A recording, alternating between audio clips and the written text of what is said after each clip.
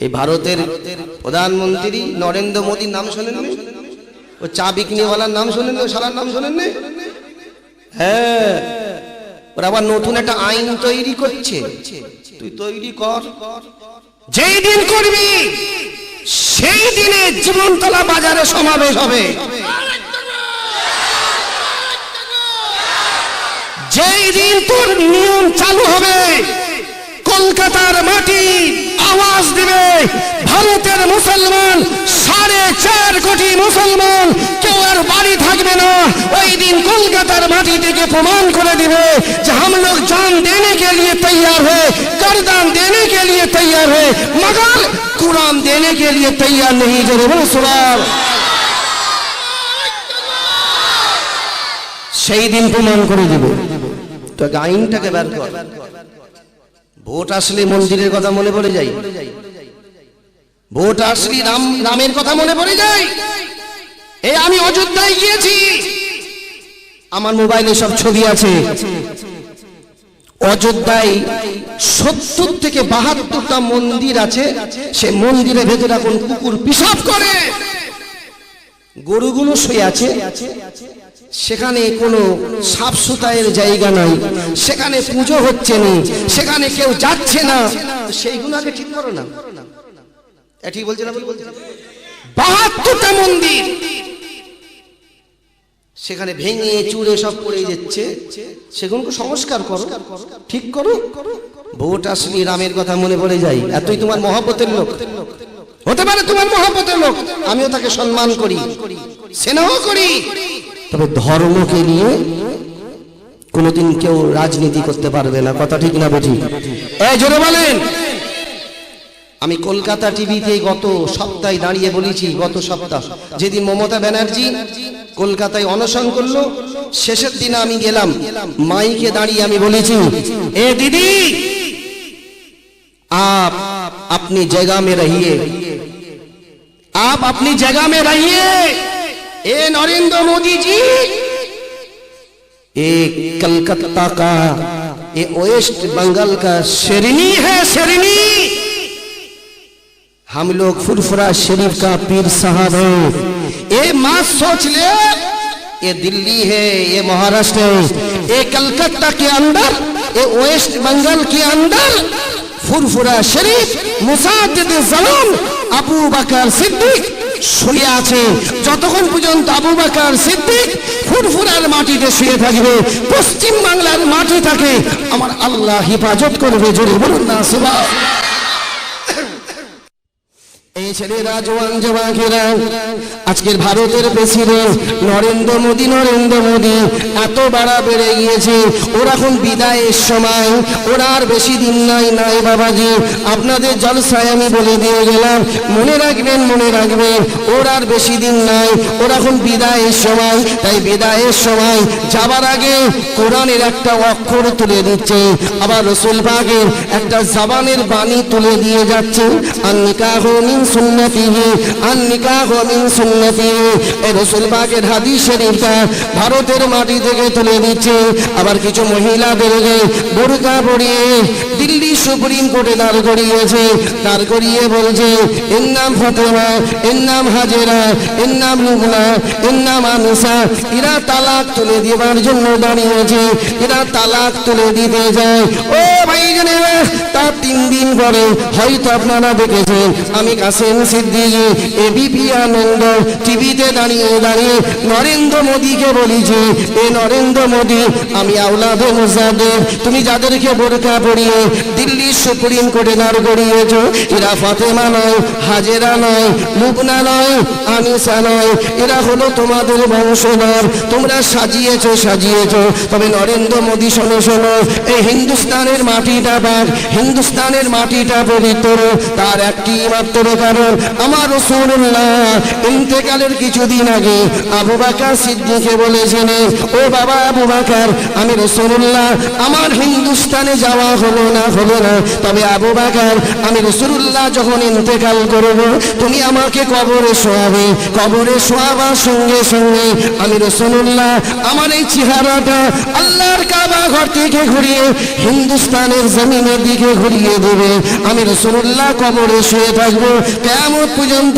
হিন্দুস্তানের মুসলমানদের জন্য আল্লাহর কাছে দোয়া ফরিয়াদ করবো। জোরে বলুন না সুবহান।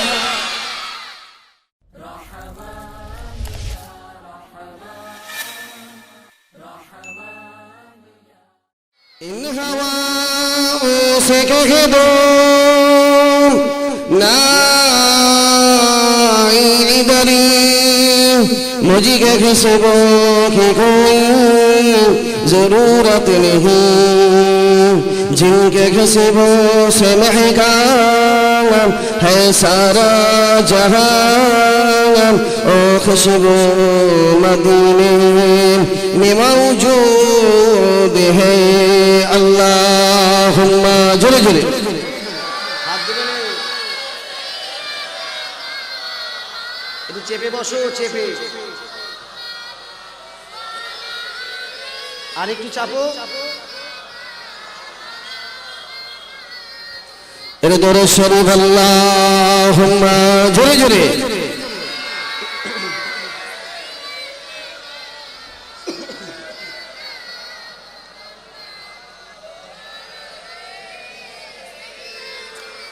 मेरे आँखों के पुतली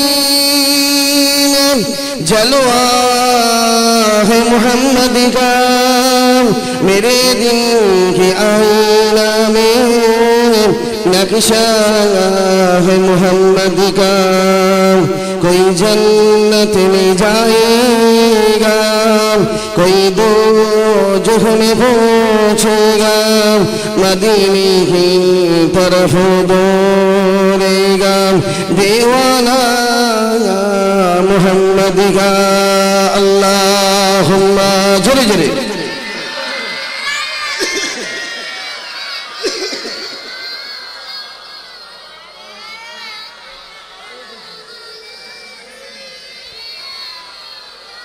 सबा तू बता दे किधर है मदीना। रसूलेर दरबारे যখন আল্লাহর হাজী বান্দারা যায়, নবী পাকের দরবারে গিয়ে সবুজ গম্বুজের দিকে চেয়েছে। যারা গজল বলে, নাত পড়ে, রসুলের মাজারের দিকে চেয়েছে, তারা গজল বলে, নাত শরীফ পড়ে। তো গত রোজার মাসে আব্বাজান আমাদেরকে সব নিয়ে গিয়েছিলেন। পীর আল্লামা ইসমাইল সিদ্দিকী হুজুর পীর কেবলা তিনিও গিয়েছিলেন, অনেক চাচারাও গিয়েছিলেন। তো রসুলের দরবারে সবুজ গম্বুজের দিকে চেয়ে আমরা সব সালাম দিচ্ছি। আর পীর আল্লামা ইসমাইল সিদ্দিকী হুজুর বলছেন, কোচি তুমি নাকি সব ভালো ভালো গজল বলতে পারো, জলসায় জলসায় সব গজল বলো। তো নবী পাকের দরবারে এসেছি, এটা রসুলের শানে একটা গজল বলো, আমরা দাঁড়িয়ে দাঁড়িয়ে শুনি। যে আমরা এত কষ্ট করে আসলাম শুধু নবী পাকের মাজারের দরবারে আসার জন্য, এই আমাদের বুকটাকে একটু ঠান্ডা করে দাও। তখন আমি এই গজলটা বলেছিলাম, দরুদ শরীফ আল্লাহুম্মা জোরে জোরে।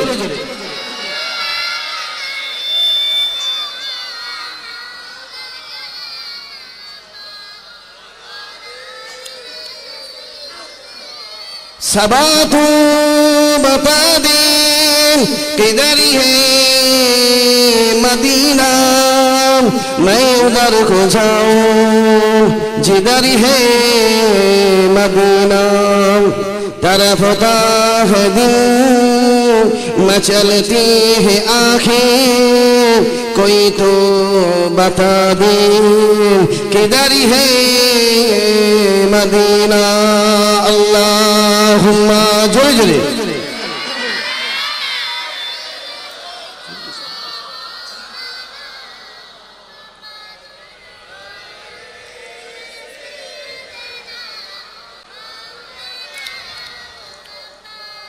আমাদেরই বাড়ির ছেলে কি করে নিচেই বসে বলো তো। দাদা হুজুর পীর কেবলা বলেছেন, বাবা যারা আমার দাদা পীরের মাদ্রাসায় পড়বে তোমরা, ওরা হলো আমাদের বাড়ির ছেলে। কথা ঠিক না?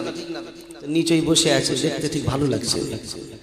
প্যারে হাজিরিনে মজলিস, উপস্থিত গ্রামবাসী, আল্লাহওয়ালা ভাইরা, দূর দূরান্ত থেকে আগত আমার মুমিন গণেরা, জওয়ান যুবকেরা, মুরব্বিয়ানেরা, মুরব্বিগণেরা, পর্দার আড়ালে আমার আম্মা জানেরা, কুচি কুচি বাচ্চারা, আল্লাহর কাছে লাখ লাখ শুকর।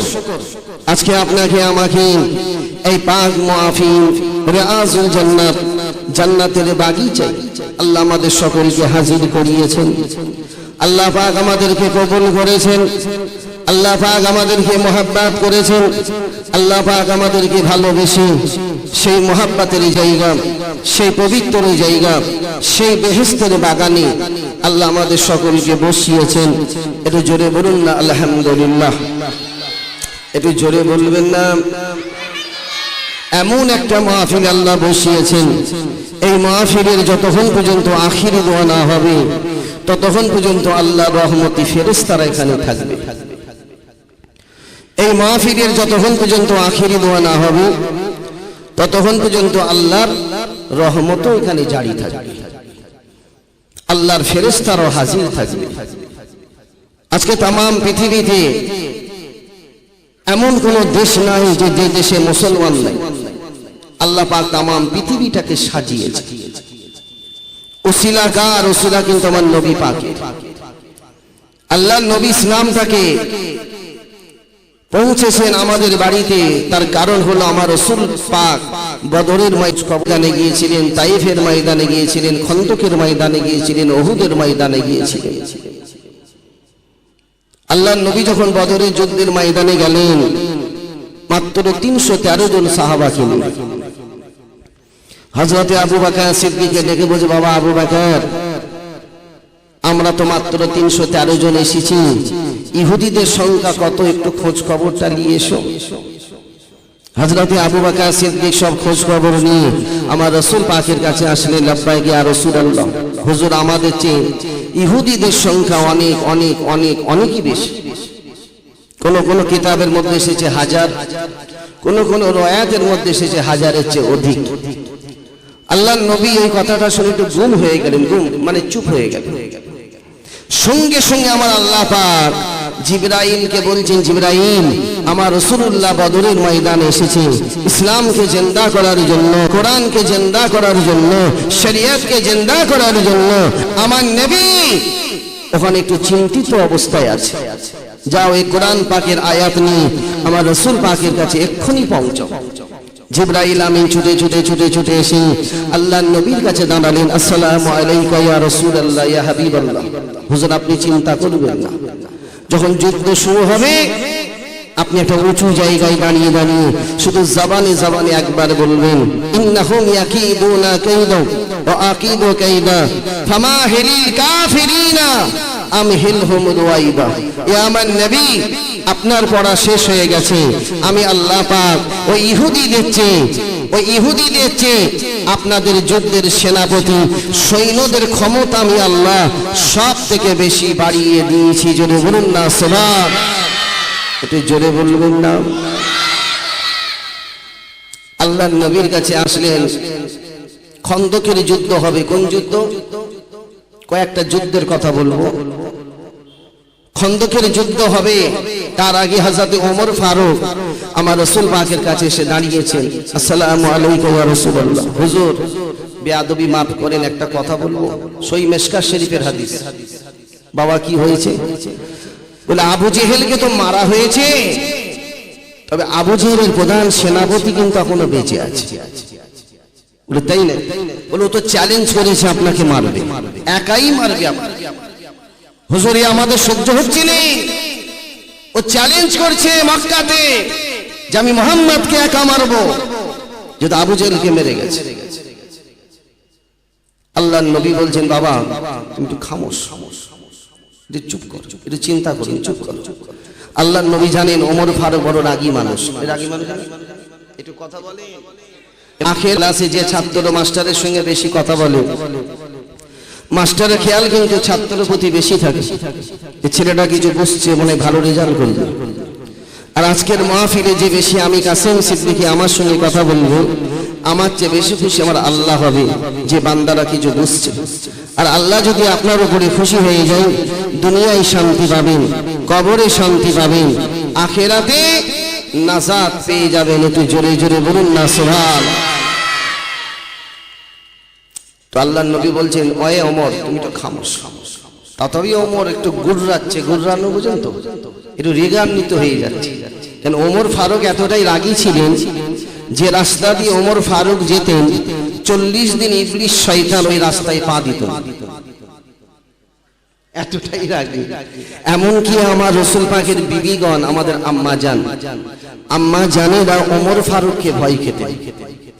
এক তারিখে আমার রাসূল পাক আম্মা জানদেরকে নিয়ে একটু খোশ মিজাজে কথা বলছে, সকল আম্মা জানেরাই আছে। এমন সময় একটা বাইরে থেকে সালাম আসছে, আসসালামু আলাইকুম ওয়া রাহমাতুল্লাহ। আল্লাহর নবী জবাব দিলেন ওয়া আলাইকুম আসসালাম ওয়া রাহমাতুল্লাহ। ডান দিকে চেয়ে দেখেন ওমর ফারুক, আর বাম দিকে চেয়ে দেখে একটা বিবি নাই, সব পালিয়ে গেছে। আল্লাহর নবী বলছেন আয়েশা কোথায় গেলে? বলে হুজুর ওমর এসেছে, একটু লুকিয়ে পড়েছি।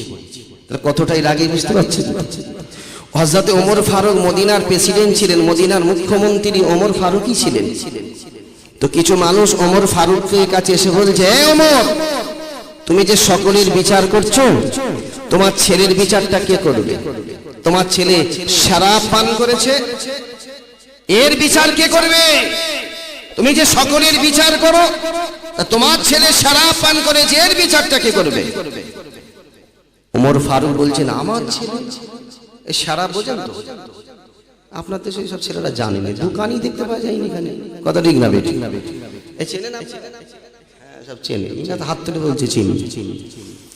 মদ, ওমর ফারুক বলছে আমার ছেলে মদ খেয়েছে, এ কি করে হয়?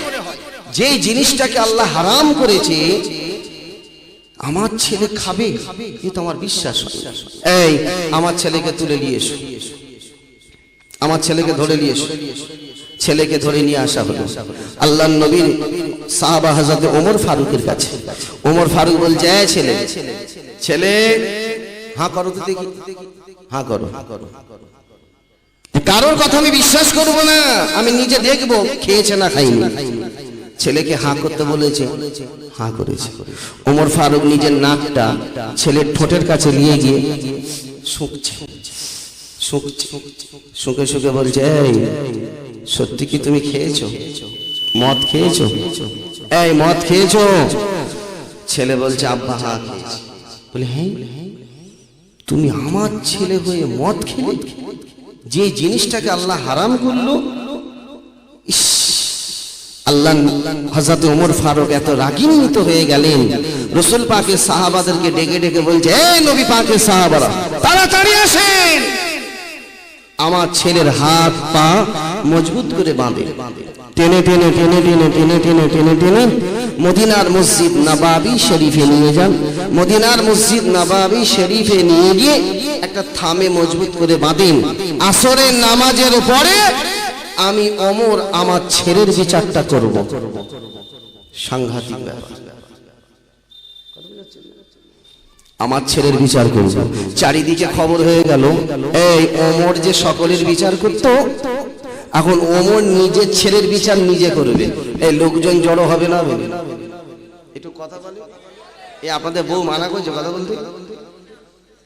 আমি কি নতুন হুজুর নাকি আপনার, না নতুন কাসেম সিদ্দিকী, না আমার ছেলে ওয়াজ করতে এসেছে? কি আজীব ব্যাপার বলো তো।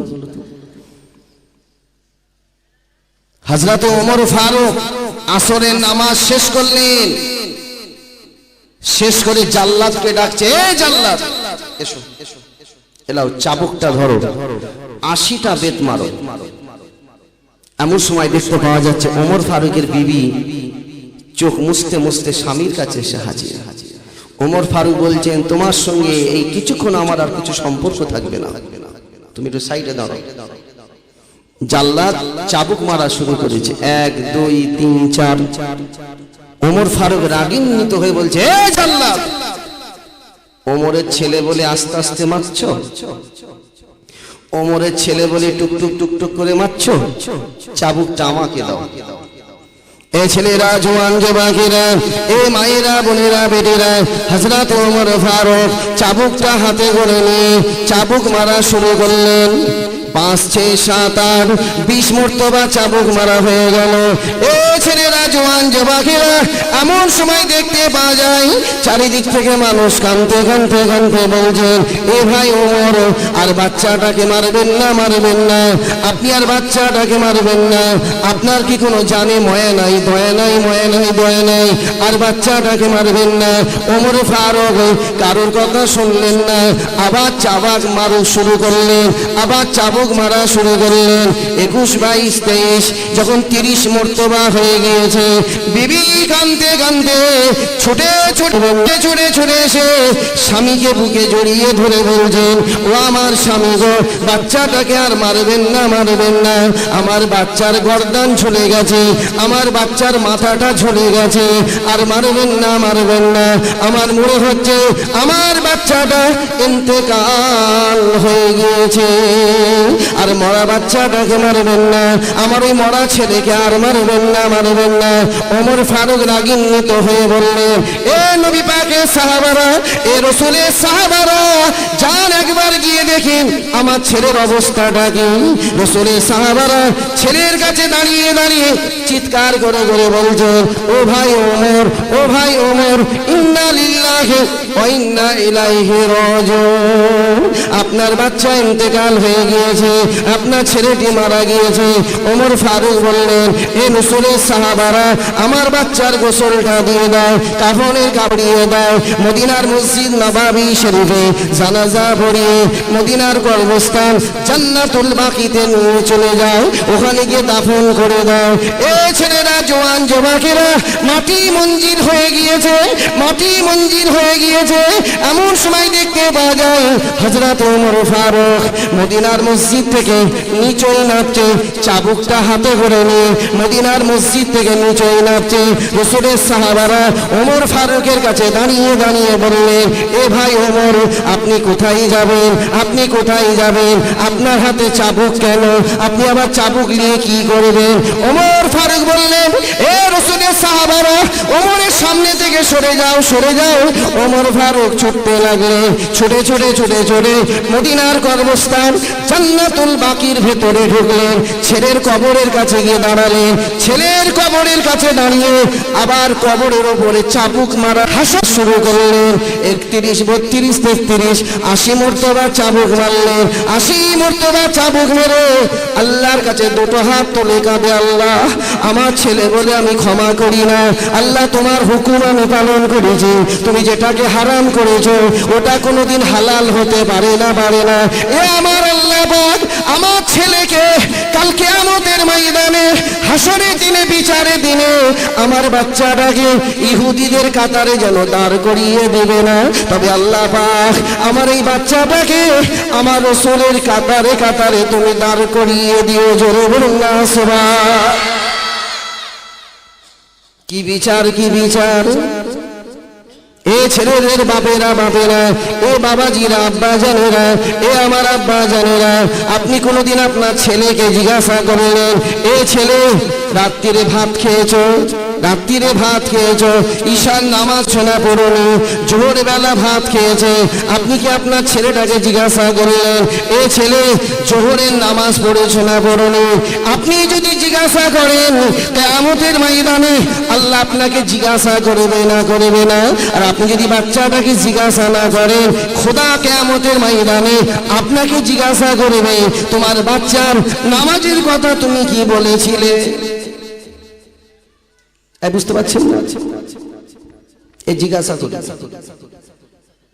সেই হযরতে ওমর ফারুক আল্লাহর নবীর কাছে এসে বলছে, হুজুর, ওই আবু জেহেলের প্রধান সেনাপতি আপনাকে একা মারবে বলেছে।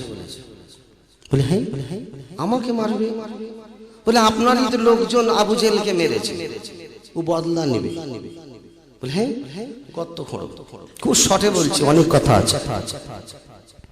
চারিদিক থেকে মানুষ আসছে। এমন সময় খবর এসে গেল যে ওমর ফারুক বলছেন, ইয়া রাসূলুল্লাহ, আবু জেহেলের প্রধান সেনাপতি আক্কাস আসছে। নাম কি? আক্কাস আসছে।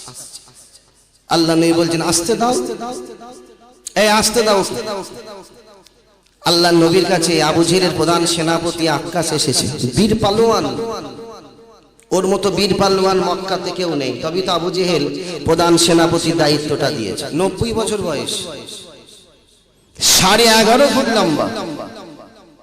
ফুরফুরা শরীফে একটা মাজার আছে 18 ফুট লম্বা।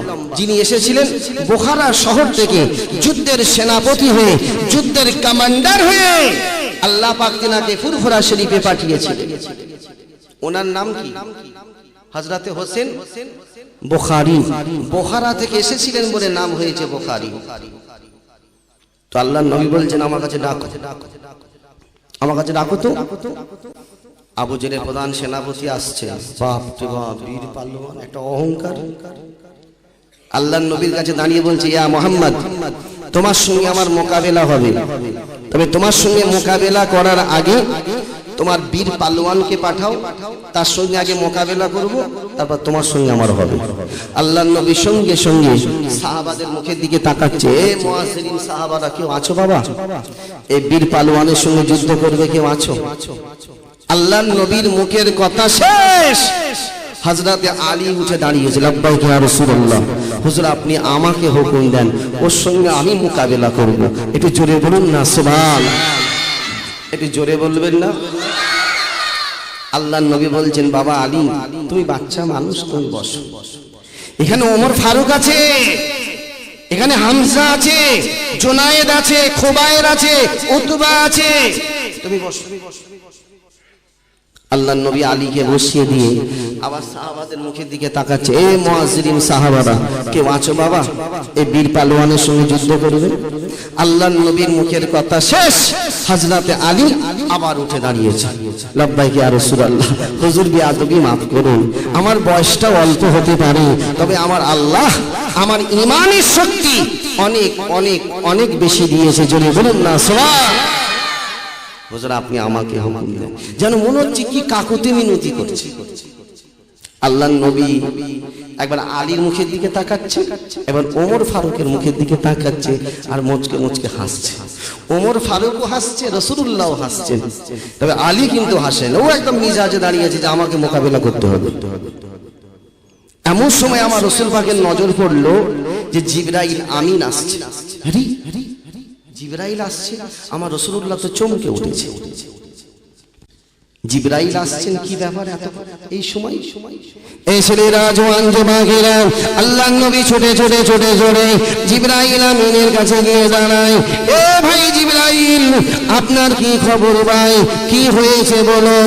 জিবরাইল আমিন চিৎকার করে বললেন, ইয়া রাসূলুল্লাহ, ইয়া হাবিবাল্লাহ, হুজুর আপনি যেমন আলীর উপরে খুশি হয়ে গেছেন, আপনি যেমন আলীর উপরে রাজি হয়ে গেছেন, আমার আল্লাহ পাক ঠিক তেমনই আলীর উপরে খুশি হয়ে গিয়েছে।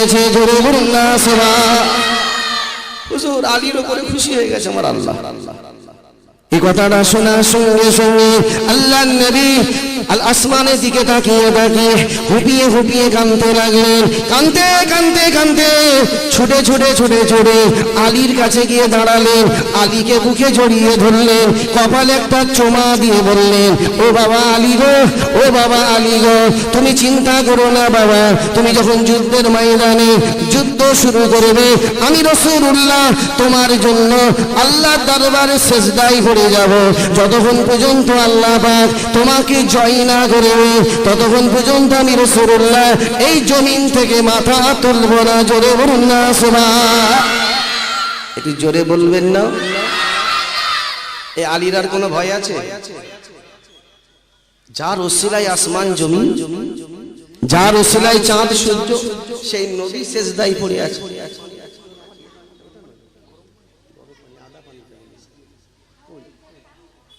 এটাই তো নাকি?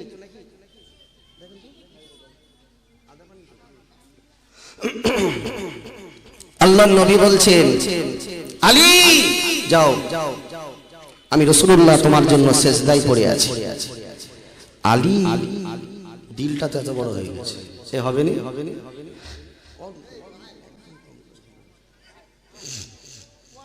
আল্লাহর নবী বলছেন, আল্লাহর নবী সিজদায় পড়ে গেছেন। এমন সময় হযরতে ওমর ফারুক আস্তে আস্তে ওই বীর পালোয়ানের কাছে গিয়ে দাঁড়িয়ে, বীর পালোয়ানের কাছে দাঁড়িয়ে বলছো, জলদি আজা।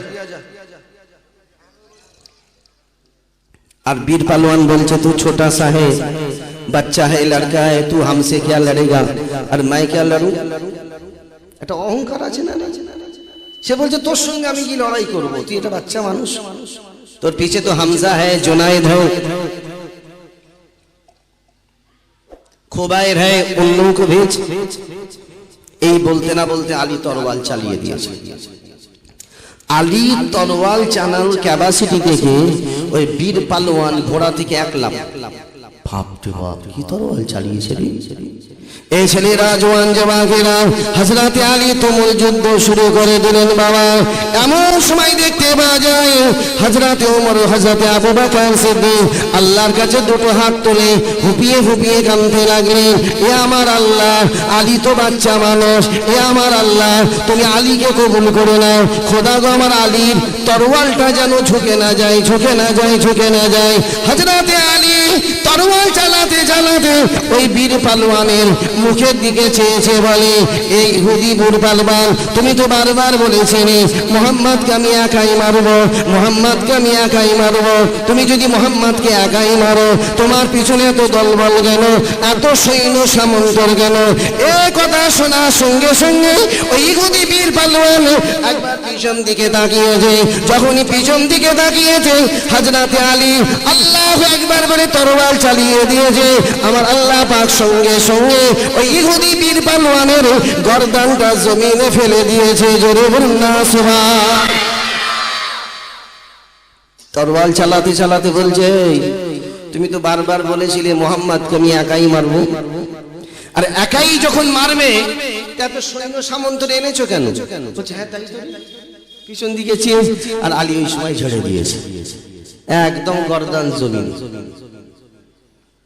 এই ছেলেরা জওয়ান জওয়ানেরা আমার রাসূলুল্লাহ সিজদা থেকে মাথা তুললেন কাঁদতে কাঁদতে কাঁদতে কাঁদতে হযরত আলীকে গিয়ে জড়িয়ে ধরলেন কপালে একটা চুমা দিয়ে বলে ও বাবা আলী গো তুমি যখন যুদ্ধের ময়দানে যুদ্ধ শুরু করেছিলে আমি রাসূলুল্লাহ দেখতে পাচ্ছি আমার আল্লাহ পাক স্বয়ং তোমার মুখের দিকে তাকিয়ে আছেন জোরে বলুন না সুবহান একটু জোরে বলবেন না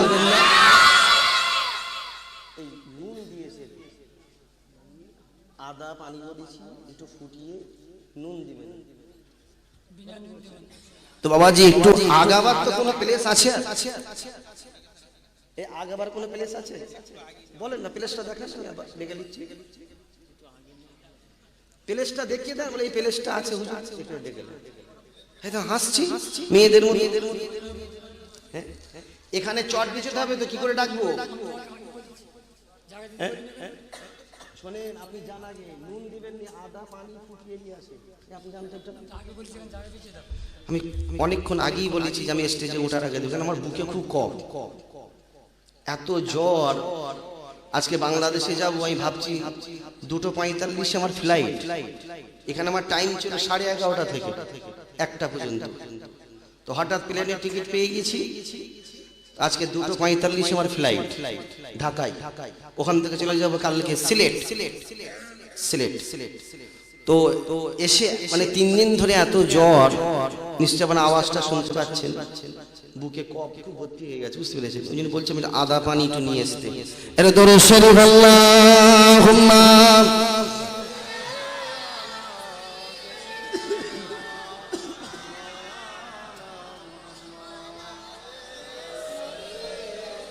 এখানে চট বিছান না একটা চট আছে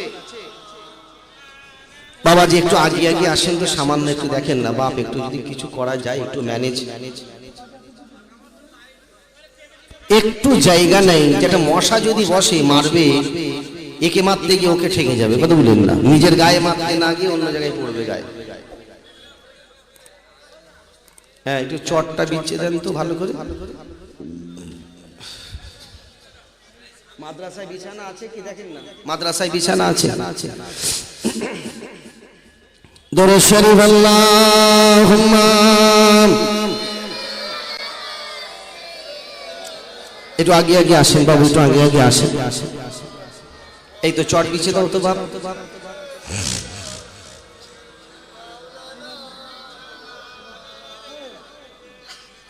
একজন ধরেন বাচ্চা মানুষ ধরছে একটা ধরেন তাড়াতাড়ি একটু হেল্প করুন একটু হেল্পটা করুন বাচ্চাটাকে।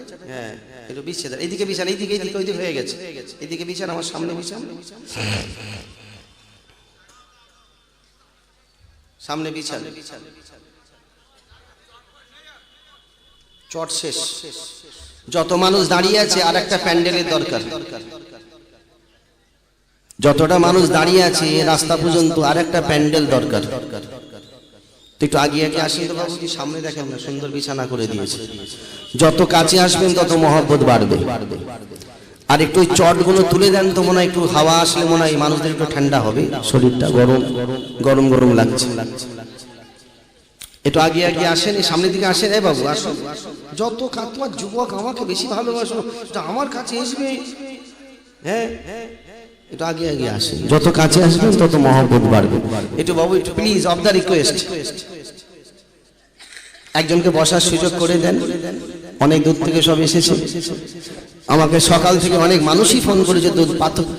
মানে ওই গোবিন্দনগর থেকে লোক ফোন করেছে, তালদি থেকে ফোন করেছে, হুজুর আমরা যাবো, বুঝতে পেরেছেন না? বহু দূর থেকে মানুষ সব এসেছে। তো যে কথাই ছিলাম সে কথা ফিরে আসি। তো আজকে আমার রসুল পাকের সম্মানটা আল্লাহ বাড়িয়েছে না কমিয়েছে? এই সবাই জোরে বলেন। আমরা বাড়াবার জন্য বসিছি না কমাবার জন্য বসিছি? জোরে বলেন। আর এক শ্রেণী মানুষ বেরিয়েছে নবী পাকের সম্মানটা কমাতে কমাতে কমাতে এমন জায়গায় ঠেকিয়েছে, বলছে নবী তো আমাদের বড় ভাই। এ রসুল আমাদের বড় ভাই। জোরে বলেন। নবীর সঙ্গে দুনিয়ার কোন সৃষ্টির তুলনা করা যাবে? জোরে বলেন। একজন ইহুদি এসে আল্লাহর নবীর কাছে বলছে, ইয়া মুহাম্মদ, তুমি নাকি মদিনার বড় কবি। এটা বুখারী শরীফের হাদিস বলছে। একটা করে হাদিস বলবো, একটা করে কোরআনের কথা বলবো। আল্লাহর নবীর কাছে একজন ইহুদি এসে বলছে, ইয়া মুহাম্মদ, তুমি নাকি মক্কার জমিনের বড় কবি। তুমি নাকি মক্কার জমিনের বড় কবি। হযরত আবু বকর সিদ্দিক বলছেন, এই শোনো, তোমার বাড়ি কোথায়, কি খবর? বলছেন, আমি একটু জানতে এসেছি এ মুহাম্মদ নাকি মদিনার বড় কবি। আবু বকর সিদ্দিক বলছে, শোনো, আমার রাসূল পাককে আল্লাহ পাক तमाम বিশ্বের কবি করেছে। জোরে বলুন না সুবহানাল্লাহ। তুমি কি বলছো, এটা শহরের কবি? না, ভুল হচ্ছে। বলে কি হয়েছে? বাইক চালিয়ে ভেতরে চলে আসেন না। এই বাইকটা কার? এই দাড়ি পাল্লা ঠিক করতে কিন্তু আমার খদ্দের চলে যাবে, আমার টাইমও কিন্তু ঘড়ি থেকে চলে যাচ্ছে। বুঝলেন না? হ্যাঁ। আর এই একটা কথা বলতে বলতে যদি মনটা চঞ্চল হয়ে যায়, সেই জায়গায় আসতে আমাকে আরো 20 মিনিট টাইম লাগবে। ঠিক গো? একটা মানুষের মোমেন্ট তৈরি করতে হয়, শ্রোতাদেরও মোমেন্ট তৈরি করতে হয়, তারপর বক্তাদের মোমেন্ট অটোমেটিক চলে আসে। এই কথা ঠিক না বেটা? এটা একটা সার্কুলার, এটা নিয়ম, এটা হয়ে এসেছে সারা জীবন। তো আল্লাহর নবী দাঁড়িয়ে বলছেন, বাবা আবু বকর, ওর নিয়তটা কি বলো তো, ও কিসের জন্য এসেছে? আবু বকর মনে করেছে যে আমার রাসূল পাকের হাতে হাতে মনে কালেমা পড়ে মুসলমান হবে, কিন্তু ও তো মনে চালাক, সে তো আমার আল্লাহ আমার রাসূলকে আগে থেকেই জানিয়ে দিয়েছে। এই কথা ঠিক না বেটা? ও যে কি নিয়তে এসেছে আবু বকর থোড়ি জানে, ও তো আমার রাসূলুল্লাহ জানে। তো আল্লাহর নবী বলছেন, বাবা আবু বকর, ওর ব্যাপারটা একটু শোনো তো, কি বলছে। তুমি ছবি তুলছো নাকি? আমি দেখলাম কত ক্যামেরা খুলে দিলাম, দেখতে পেলেন? মাথায় টুপি কই? মসজিদে জুতো চুরি করতে পারো, এটা টুপি চুরি করতে পারো? হ্যাঁ, জানটা ঠান্ডা হতো, কমসে কম মাথায় তো দিবে। কথা ঠিক না বেটি?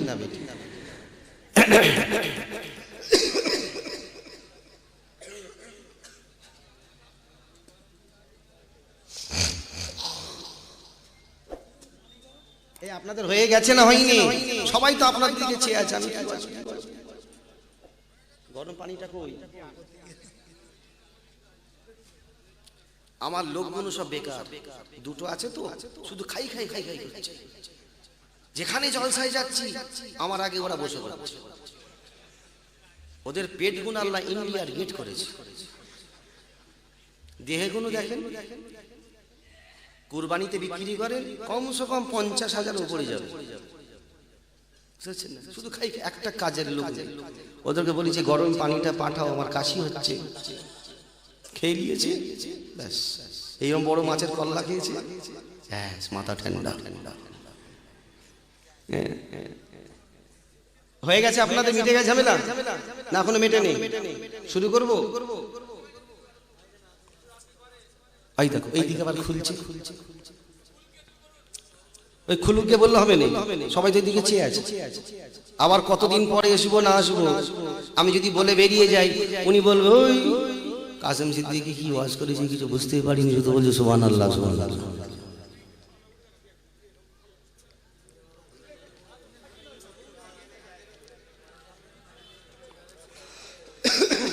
যেটা মাইনাস হবে আমি শেষে টাইমটা পুরো করে দেবো, অসুবিধা নেই, শুধু বসে থাকলেই হবে।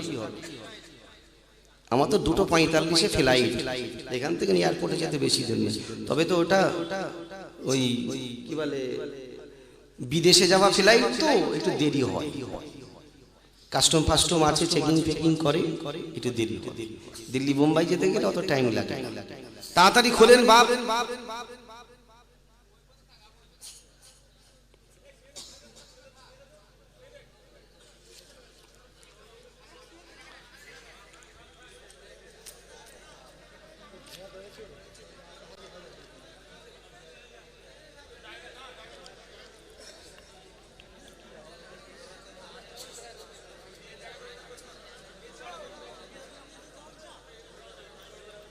আর শহীদুল্লাহ মৌলানাকে পাঠালাম একটু গরম পানি আনতে, উনি এত খাওয়া খেয়েছে শুয়ে পড়েছে, শুয়ে পড়েছে।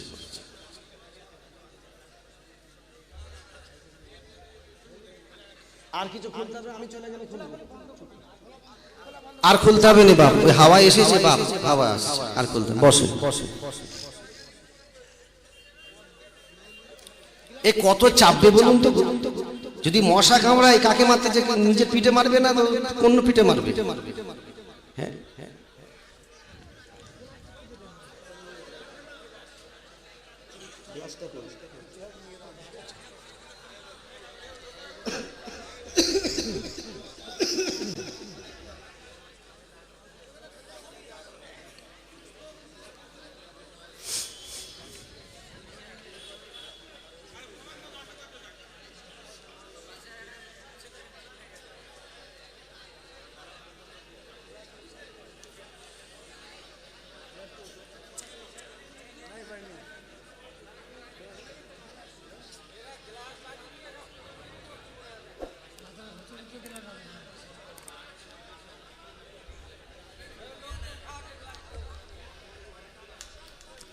এই আপনাদের সরে যান, হয়ে গেছে ব্যাস, বস এবার বস।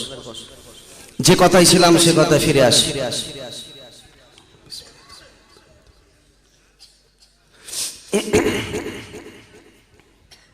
কি কথা বলছিলাম মনে আছে আপনাদের?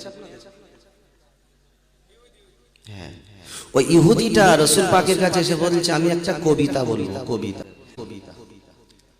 আর এই কবিতার উত্তর যদি তুমি দিতে পারো, তোমার হাতে হাত দিয়ে আমি কালেমা পড়ে মুসলমান হয়ে যাব। আবু বকর, রাসূল বলছেন আবু বকর দেখলে তো কি নিয়ত করে এসেছে, দেখো এই একটা কবিতা বলবে, আমার সঙ্গে কম্পিটিশন করতে এসেছে।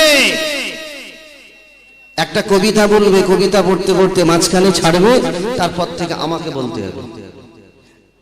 তো ও বলছে ইয়া মুহাম্মদ তুমি একটা কবিতা বলবে, পড়তে পড়তে মাঝখানে ছাড়বে, তারপর থেকে আমি বলবো। আল্লাহর নবী বলছেন তাওয়াক্কাল তু আলাল্লাহ, শুরু করছো। এই ছেলেরা জওয়ান জওয়ানেরা, ওই ইহুদির বাচ্চাটা রাসূল পাকের কাছে দাঁড়িয়ে দাঁড়িয়ে কবিতা পড়তে লেগেছে।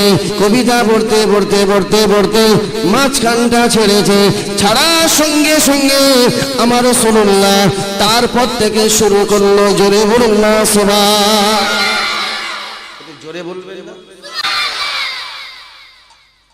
যে তারপর থেকে শুরু করছে।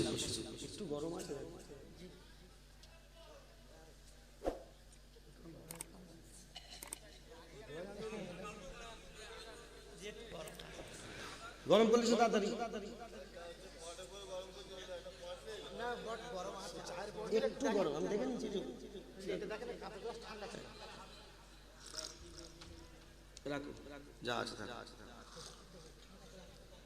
শুধু শরীরটা একটু খারাপ বলে গরম পানি খাইব না।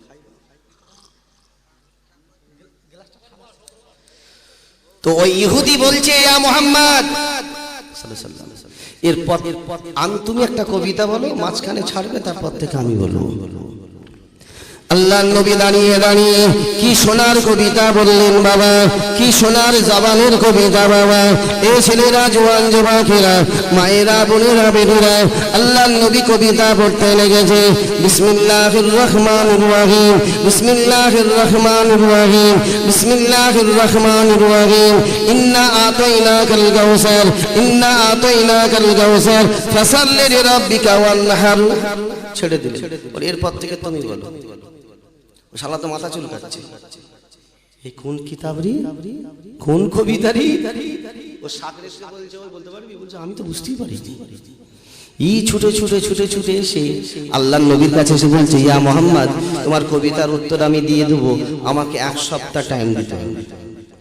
ওমর ফারুক পিছনে দাঁড়িয়ে বলছে, ও আমার রাসূলুল্লাহ তোমার কবিতার উত্তর সঙ্গ দিয়ে দিল, আর আমার নবী একটা ছোট্ট কবিতা বলল, 1 সপ্তাহ টাইম, তোকে 1 ঘন্টা টাইম দেওয়া হবে। হয় এক্ষুনি উত্তর দে, নারে রাসূল পাকের কাছে হার স্বীকার কর। আল্লাহর নবী দেখছেন ওমরের হাতে তরোয়াল আছে, কি করে না করে। আল্লাহর নবী নিজের ডান দিকের দিকে ঘুরে বলছে, ইয়া ওমর আলা ফি সবর, ইয়া ওমর আলা ফি সবর। বলার সঙ্গে সঙ্গে আল্লাহর অসীম কুদরতে, আল্লাহর অসীম মেহেরবানিতে ওমর ফারুকের রাগ আল্লাহ পানি করে দিলেন। জোরে বলুন না সুবহান। বাবা 1 সপ্তাহ টাইম চাইছে, 1 সপ্তাহ পরই বলবো। আল্লাহ নবী তো জানেন ওর মরণ পর্যন্ত বলতে পারবে। 1 সপ্তাহ টাইম চাইছে, 1 সপ্তাহ পরই বলবো। এই ছেলেরা, জওয়ান যুবকেরা, 1 সপ্তাহ পরে আল্লাহর নবী এসে দাঁড়ায়। ওই ইহুদিরা দাঁড়িয়ে দাঁড়িয়ে আল্লাহর নবীর কাছে বললেন, ইয়া মুহাম্মদ, ইয়া মুহাম্মদ আমি 1 সপ্তাহ অনেক কিতাব ঘুটিয়েছি, কোনো কিতাবের মধ্যে পেলাম না, পেলাম না, পেলাম না। আল্লাহর নবী চিৎকার করে করে বললেন, ও বাবা ইহুদি, আমি রাসূলুল্লাহ যেটা বলি আল্লাহর হুকুমে সেটা বলি, আমি রাসূলুল্লাহ যেটা করি আল্লাহর হুকুমে সেটা করি। ও বাবা ইহুদি, এটা আমার কবিতা নয়, কবিতা নয়, এটা হলো আমার খোদার কবিতা। ইন্না আতাইনাকাল কাউসার, ইন্না আতাইনাকাল কাউসার ফাসাল্লি লিরাব্বিকা ওয়ানহার, ইন্না শানিয়াকা হুয়াল আবতার। জোরে বলুন না সুবহান। নারী তাকবীর। এই ছেলেরা, জওয়ান যুবকেরা, আজ পর্যন্ত বলুন বলুন বাবাজি, ভারতের কোনো বৈজ্ঞানিক, ভারতের কোনো মন্ত্রী, হিন্দুস্তানের কোনো বাদশাহ, হিন্দুস্তানের কোনো রাজা, হিন্দুস্তানের কোনো বাদশাহ আল্লাহর কোরআনের একটা অক্ষর ভুল দেখাতে পেরেছে বাপ? আর যে ভুল দেখাতে এসেছিল সে কালেমা পড়ে মুসলমান হয়ে গেছে। এই কোরআনের মর্যাদা আছে না নেই? এই জোরে বলেন। আমি বলি সেটা রসুলের কথা বলবো, একটা কোরআনের কথা বলবো। এই ছেলেরা, জওয়ান যুবকেরা, ভারতের জমিনে একটা রাজা ছিল, ভারতের জমিনে একজন বাদশাহ ছিল, ভারতের জমিনে একজন বাদশাহ ছিল যে 5 ওয়াক্ত নামাজ পড়তো, রোজা রাখতো, তাসবিহ তেলাওয়াত করতো, জিকির আজকার করতো, মুরাকিবা মুশাহিদা করতো, যার নাম ছিল ঔরঙ্গজেব বাদশাহ। এই ছেলেরা, জওয়ান যুবকেরা, সেই ঔরঙ্গজেব বাদশার দরবারে একজন ইহুদি আসলো, যার নাম হলো গিরিশচন্দ্র সেন। গিরিশচন্দ্র সেন ইহুদি এসে বলতে লাগলো, এ ভারতের বাদশাহ, আল্লাহর ওলি ঔরঙ্গজেব, তোমাদের কোরআনের মধ্যে অনেক ভুল আছে, তোমাদের কোরআনের মধ্যে অনেক ভুল আছে। আল্লাহর ওলি ঔরঙ্গজেব বাদশাহ বলেছিল, এ ইহুদি, এ ইহুদি, এ ভাই গিরিশচন্দ্র সেন, আমার দরবারে কিছুদিন থাকো, কোরআনের কোন অক্ষরটা ভুল আছে আমাকে একটু দেখিয়ে যাও, দেখিয়ে যাও।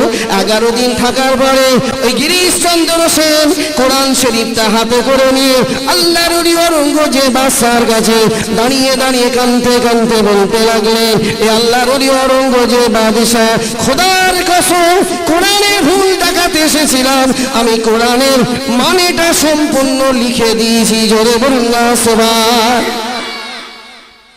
যে গিরিশ্চ, যে অরঙ্গজেব বাদশাহ ফুরফুরা শরীফের জমিনে এসেছিলেন, দাদা পীরের মাজারের পাশে নামাজের ঘর তৈরি করতে লাগলেন, মসজিদ তৈরি করতে লাগলেন। আপনার দাদা পীরের আব্বাজান হযরতে আব্দুল মুক্তাদির সিদ্দিকী তিনি অরঙ্গজেব বাদশার কাছে বললেন, এ ভাই অরঙ্গজেব বাদশাহ, এ ভাই অরঙ্গজেব, এখানে মসজিদ একটা আছে, আপনি যদি আর একটা মসজিদ তৈরি করেন তাহলে মসজিদে জেরা হয়ে যাবে, মসজিদে জেরা হয়ে যাবে। আপনার দাদা পীরের মাজারের ভেতরে কেউ ঢুকেছেন? মাজারের ভেতরে জিয়ারত করেন ভেতরে ঢুকে? পশ্চিম দিকটা কেউ দেখেছেন? পশ্চিম দিকটা জাপড়ি দিয়ে দেখেন, তেমনি কিছু ঘর ভাঙা পড়ে আছে, দেখবেন বড় চওড়া ঘর ভেঙে পড়ে আছে। ওইটাই কিন্তু অরঙ্গজেব বাদশা মসজিদের কাজ শুরু করেছিল। এই ছেলেরা, জোয়ান যুবকেরা, এ মায়েরা, বোনেরা, বেটেরা, আজকের ভারতের কিছু মন্ত্রী, ভারতের কিছু বাদশা আল্লাহর কোরআনের বিরুদ্ধে কথা বলছে, কোরআনের একটা আয়াত তুলে দিচ্ছে।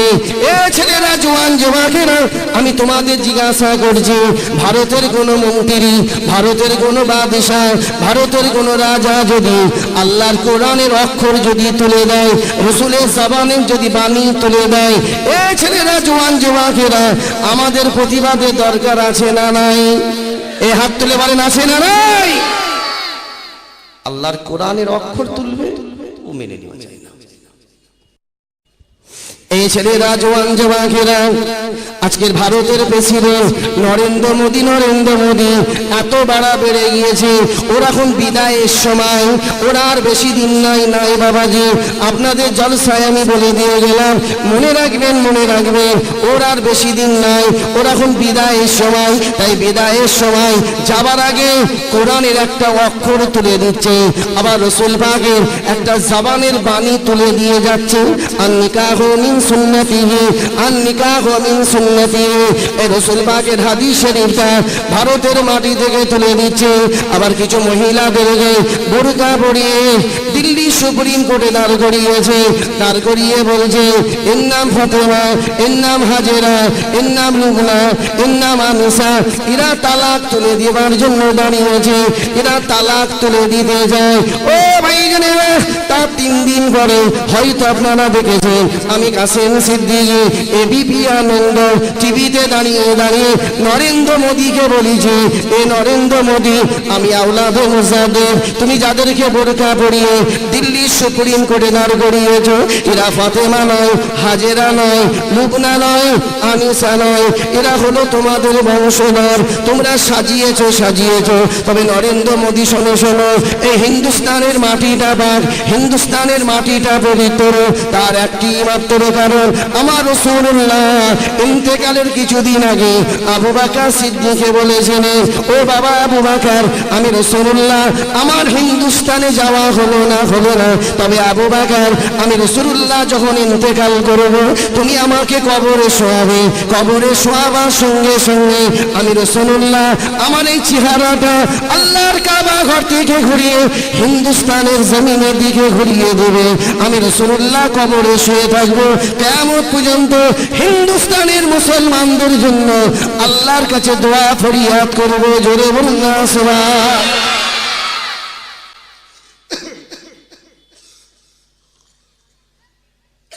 আবু বকর সিদ্দিক ওই সময় বলেছিলেন, ইয়া রাসূলুল্লাহ, ইয়া হাবিবাল্লাহ, হুজুর আপনি হিন্দের জমিনের কথা কেন বললেন? আল্লাহর নবী কাঁদতে বলেছেন, ও বাবা আবু বকর, আল্লাহর কাবা ঘরের দরজা, জান্নাতি দরজাটাকে আমার আল্লাহ হিন্দুস্তানের জমিনের দিকে ঘুরিয়ে রেখেছেন। জোরে বলুন না সুবহান। একটু জোরে বলবেন না? তাহলে কোরআনের মর্তবা আছে না নেই? এই জোরে বলেন। আপনাদের বারাসাত নাম শুনেছেন? বারাসাত উত্তর 24 পরগনা, একদিকে চলে যাচ্ছে বসিরহাট আর একদিকে চলে যাচ্ছে বনগাঁ। ওই বনগাঁ রোড ধরে যাবেন, একটা ছোট্ট শহর আছে, সেই শহরটার নাম হলো দত্তপুকুর। এই শুনেন না? ওই দত্তপুকুর বাজারে আমার ছোট হুজুরকে বলে একটা মাদ্রাসা করেছে, এরকম মাদ্রাসা টালি খোলা আছে। হঠাৎ করে একদিন মাদ্রাসার ওস্তাদরা ঘুম থেকে উঠে দেখে মাদ্রাসার 20 হাত ধরে একটা মূর্তি বসিয়েছে, 20 হাত ধরে। তারপরে দেখি কলম শুরু হয়ে গেল, ঢালাই কমপ্লিট, ঠিক 20 হাত ধরে। আর একদিন হঠাৎ সকালবেলা উঠে বলছে, এই দেখবে আমাদের মন্দিরের ভেতরে মুসলমানেরা গরুর গোশত দিয়েছে। আপনারা শুনেছেন না শোনেন? খবর পাননি? বলছে মুসলমান গরুর গোশত দিয়েছে। ব্যাস ঝামেলা লাগিয়ে দিল, তো লাগাবার জন্যই তো দিয়েছে।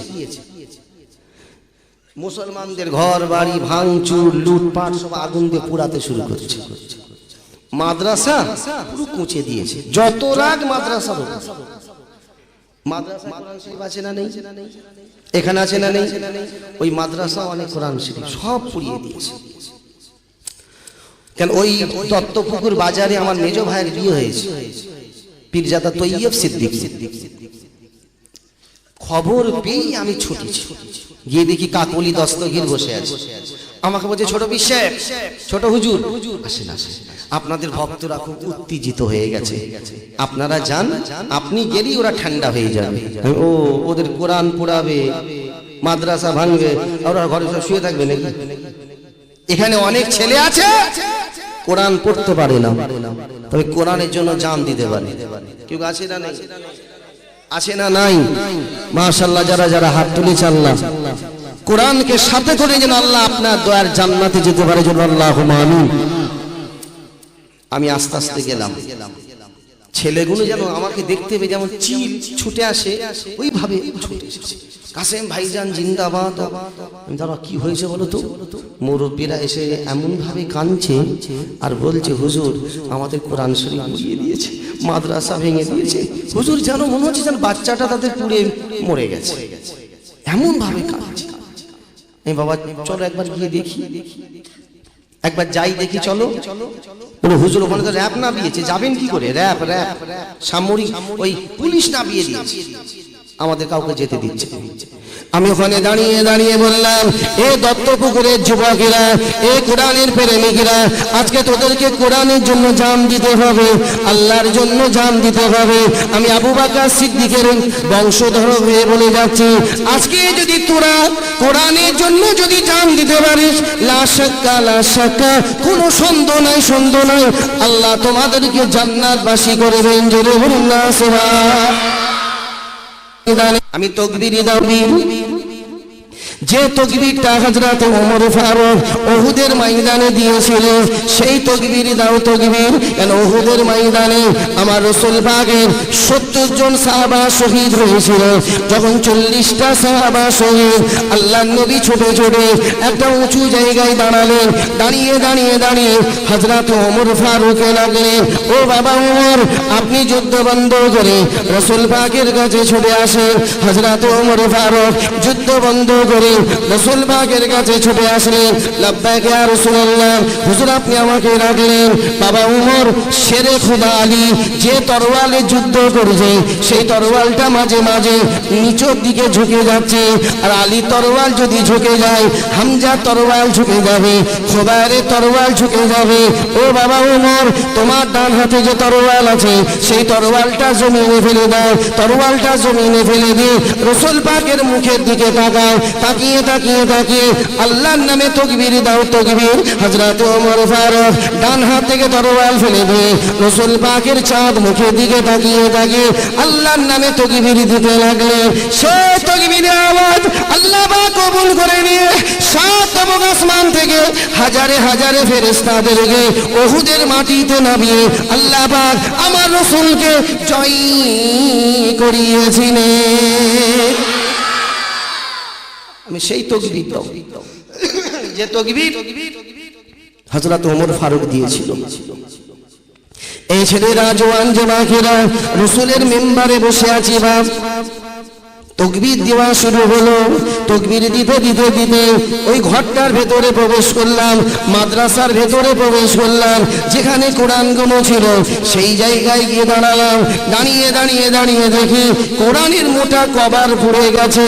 তবে বিসমিল্লাহির রহমানির রহিম, উলাইকা আলা হুদাম মির রাব্বিহিম ওয়া উলাইকা হুমুল মুফলিহুন, ইন্নাল্লাযীনা কাফারু সাওয়াউন আলাইহিম আনজারতাহুম আম লাম তুনজিরহুম লা ইউমিনুন।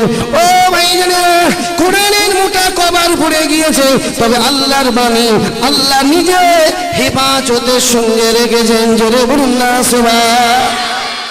একটু জোরে বলবেন না। এই কোরআন হেফাজত করনেওয়ালা কে? এই হাত তুলে বলেন কে? আল্লাহ যদি হেফাজত করে বান্দারা পোড়াতে পারবে? এই ভারতের প্রধানমন্ত্রী নরেন্দ্র মোদীর নাম শোনেননি? ও চা বিকনিওয়ালার নাম শোনেননি? ও শালার নাম শোনেননি? হ্যাঁ, ওরা আবার নতুন একটা আইন তৈরি করছে। তুই তৈরি কর, যেই দিন করবি সেই দিনে জীবনতলা বাজারে সমাবেশ হবে। যেই দিন তোর নিয়ম চালু হবে, কলকাতার মাটি আওয়াজ দিবে। ভারতের মুসলমান 4.5 কোটি মুসলমান কেউ আর বাড়ি থাকবে না। ওই দিন কলকাতার মাটি থেকে প্রমাণ করে দিবে যে हम लोग जान देने के लिए तैयार है, गर्दन देने के लिए तैयार है, मगर कुरान देने के लिए तैयार नहीं। जरूर बोलो सुभान। সেই দিন প্রমাণ করে দিবে। তো আইনটাকে বের কর। ভোট আসলে মন্দিরের কথা মনে পড়ে যায়, ভোট আসলে রামের কথা মনে পড়ে যায়।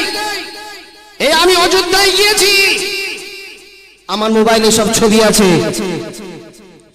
অযোধ্যায় 70 থেকে 72টা মন্দির আছে। সে মন্দিরের ভেতরে এখন কুকুর পিশাব করে, গরুগুলো শুয়ে আছে। সেখানে কোনো সাফ সুতায়ের জায়গা নাই, সেখানে পুজো হচ্ছে না, সেখানে কেউ যাচ্ছে না। সেইগুলো আগে ঠিক করো না। ঠিক বলছে না? 72টা মন্দির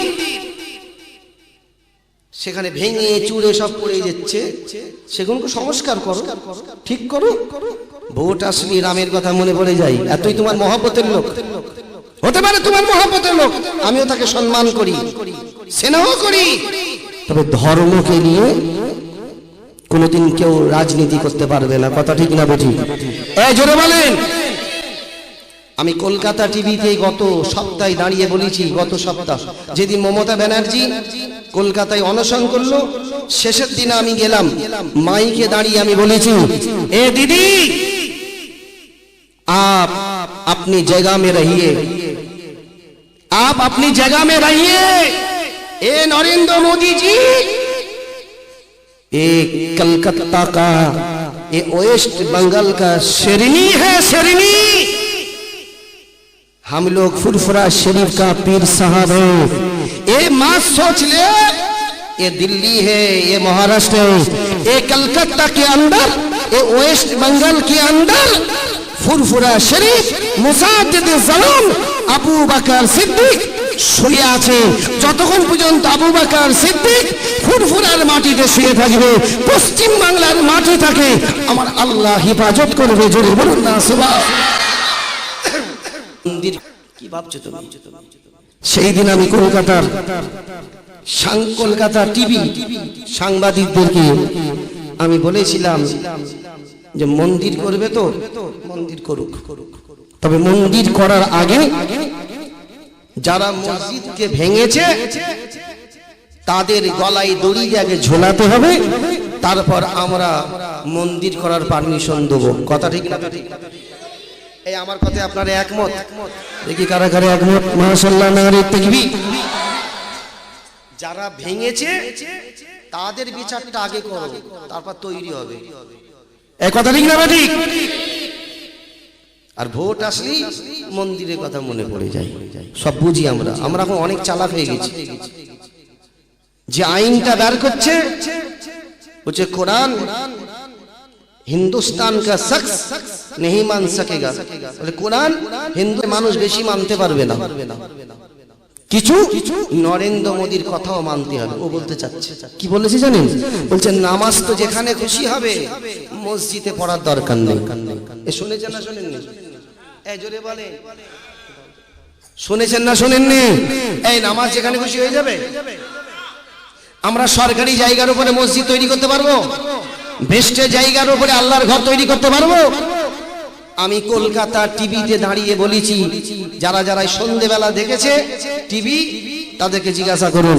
আমি কলকাতা টিভি ডাইরেক্ট টেলিকাস্ট করেছি যে কলাঘাট ব্রিজ থেকে, কলাঘাট ব্রিজ পূর্ব মেদিনীপুর জেলা, যেখানে দীঘা যাচ্ছেন, দীঘা কলাঘাট ব্রিজ থেকে বোম্বে দাদর 1900 কিলোমিটার রাস্তা। বোম্বে দাদর 1900 কিলোমিটার রাস্তা। 1900 কিলোমিটার রাস্তা। এই 1900 কিলোমিটার রাস্তা ডবল লাইন তৈরি করলো অটল বিহারী বাজপেয়ী। 243টা মন্দির ভেঙেছে অটল বিহারী। মাথায় কোরআন দিয়ে জিজ্ঞাসা করো, অটল বিহারী একবারও বলতে পারল নি যে 950 কিলোমিটার রাস্তায় একটা মসজিদ ভাঙা পড়েছে? জোরে বলবেন না? একটা মসজিদ ভাঙা পড়েনি। জোরে বলুন আলহামদুলিল্লাহ। কিন্তু 243টা মন্দির ভেঙে রাস্তা তৈরি করলো। কেন? আমরা যেখানে কপাল দিই সেই জায়গাটাকে পবিত্র করি। কথা ঠিক না বেটি? হাত করে চাল্লা আপনার জন্য, চোখ করে চাল্লা আপনার জন্য, কান করে চাল্লা আপনার জন্য। তবে এই কপালটা আল্লাহ আপনার জন্য করেনি। ये कपाल है सिर्फ खुदा के पास, इसको झुकाना है खुदा के पास, दुनिया का कोई शख्स के पास झुकाना नहीं। বুঝতে পারছেন না? বাংলায় বলবো যে এই কপালটা শুধু আল্লাহর জন্য। এই আপনাদের অসুবিধা হচ্ছে নাকি? আর একটু বলবো, অসুবিধা হচ্ছে না তো? আবার হঠাৎ করে একটা আইন তৈরি করছে, আর একটা আইন তৈরি করছে, বলছে ছেলেই বিয়ে করতে পারবে।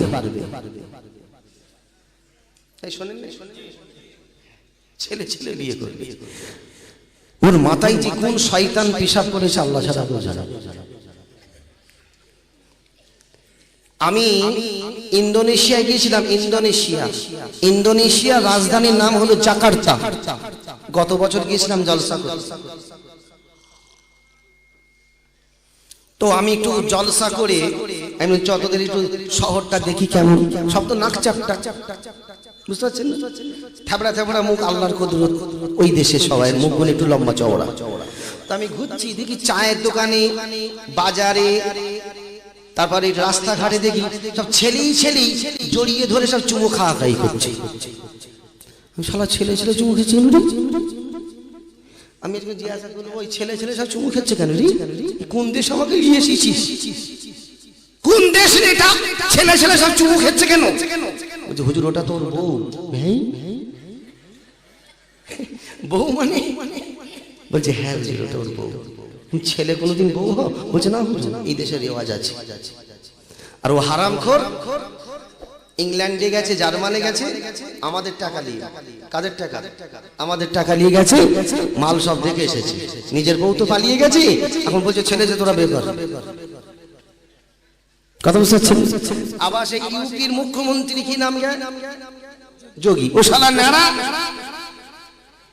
ও ন্যাড়ার মাথায় যে কোন শয়তান পেশাব করেছে আল্লাহ ছাড়া কেউ জানে না।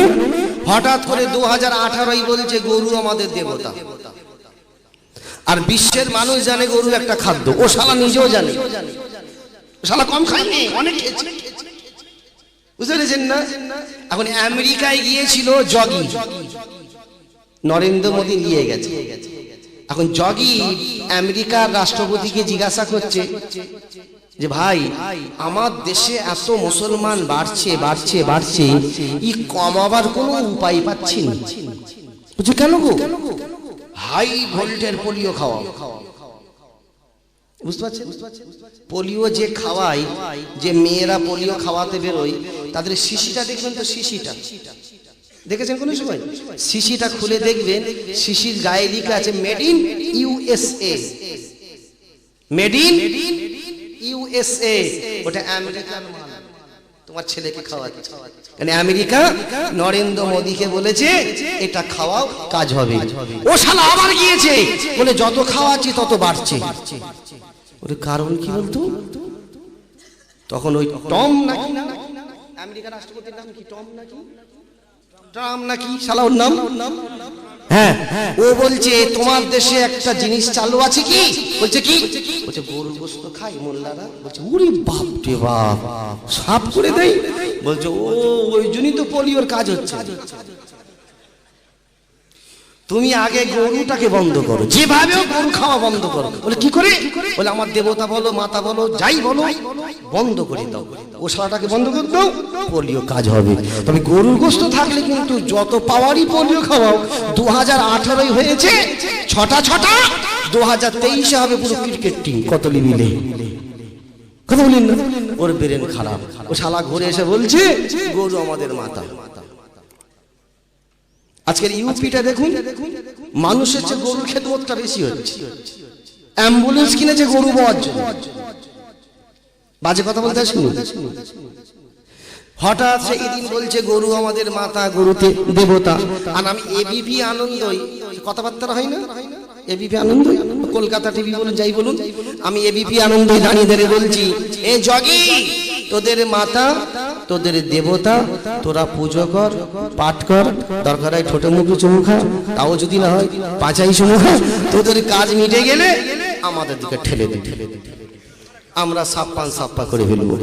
এই ছেলেরা আমার কথায় একমত, দেখি কারা কারা একমত, মাশাআল্লাহ নারে তাকবীর। তোদের দেবতা বলেছে পুজো করতে, আর আমাদের দেবতা বলছে খা, আমরা গুষ্টি খাবো। এখানে অনেক ছেলে আছে নিজের বউকে ছাড়তে পারবে কিন্তু গরু গোশত খাওয়া ছাড়তে পারবে না, কিন্তু আছে না নেই, আর উনি আবার হাত তুলছে, আর বউ যদি পাশে থাকে বলে এসে তোমার হাত ভাঙবো, কথা বলেন না।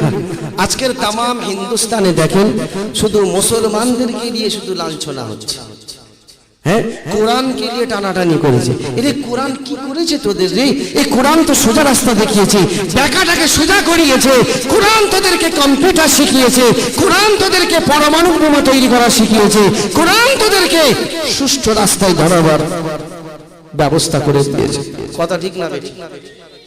হ্যাঁ আজকে তামাম পৃথিবীতে শুধু নবীর উপর অত্যাচার, কোরআনের উপর অত্যাচার। আমার নবী কি অন্যায় করেছে রে, আমার কোরআন কি অন্যায় করেছে, মুসলমান কি অন্যায় করেছে, শুধু মুসলমান টার্গেট। আমি কলকাতায় গিয়েছি, ওনার অধিবেশনে গিয়েছিলাম, ওনাই যে মমতা ব্যানার্জি ধর্ণা বসেছে, এ গিয়েছি বলে বিজেপির আবার রাজ্যসভার সভাপতি উনি আবার মুখ ভারী করে বলছে আমাকে, আপনার যাওয়াটা কি ঠিক হলো? আমি শোনো, মানুষ যখন বিপদে পড়বে আমার দাদা পীর সেখানে গেছে, কথা ঠিক না বেঠিক? এই জোরে বলেন, মানুষ যখন বিপদে পড়বে তাদের পাশে দাঁড়ানো অবশ্যই কর্তব্য, কথা ঠিক না বেঠিক? তো বাবাজি আজকে তামাম বিশ্বে আমার রাসূল পাকের সম্মান, কোরআনের সম্মান, আমরা মুসলমান আমাদের সম্মান আল্লাহ বাড়াচ্ছে না কমাচ্ছে? এই জোরে বলেন, আল্লাহ বাড়াচ্ছে না কমাচ্ছে? আল্লাহ বাড়িয়েছে। আচ্ছা বাবাজি বলুন তো, তামাম বিশ্বে যত আল্লাহর ওলি আছেন, ওলিদের হেড একজন আছে না নেই? ওনার নাম কি? বড় পীর আব্দুল কাদের জিলানী। উনি ইন্তেকালের আগে খলিফাদের ডেকে বলছে, বাবা আমি আল্লাহর ওলি আব্দুল কাদের দুনিয়া থেকে চলে যাব, তবে আমি যখন কবরে যাব, কবরে নামিয়ে মাথার দড়ি, কোমরের দড়ি, পায়ের দড়িটা খুলে দেবে। এ আপনার দেশে খোলে? বলছে খোলে না, বলছে